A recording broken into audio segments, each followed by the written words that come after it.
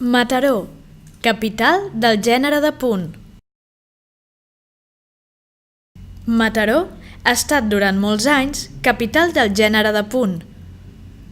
El teixit de punt ha esdevingut un dels puntuals de la seva economia i l'activitat industrial que ha donat singularitat i identitat a la capital de la comarca del Maresme.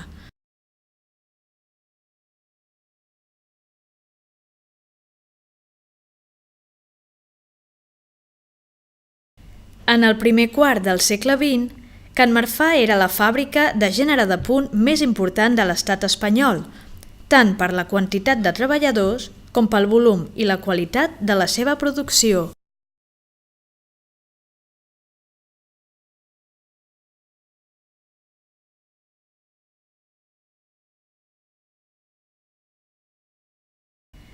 Actualment, acull l'extensió del Museu de Mataró, dedicada a la difusió, la preservació i l'estudi de la cultura industrial i la història social del gènere de punt a Mataró, i mostra les col·leccions que en els darrers 25 anys ha recuperat la Fundació Jaume Vilaseca per cedir-les a la ciutat.